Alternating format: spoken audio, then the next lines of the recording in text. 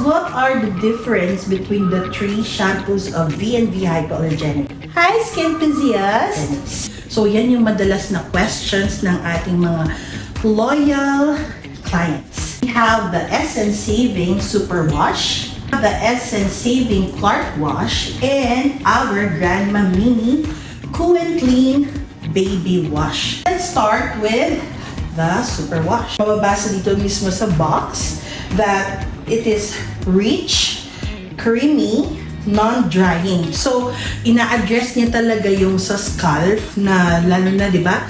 Bakit naging itchy yung scalp natin? Because of the dryness. So, it helps to moisturize our scalp.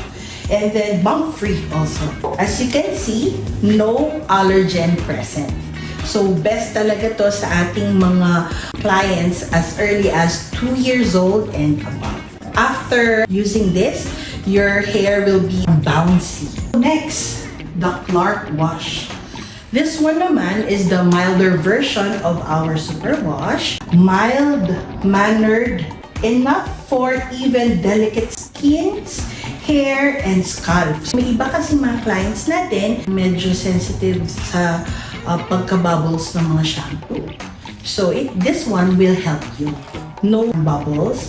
It's just mild talaga. Mararamdaman niyo talaga yung effect niya. Non-drying. Next, here. The Cool and Clean Baby Wash. Yan.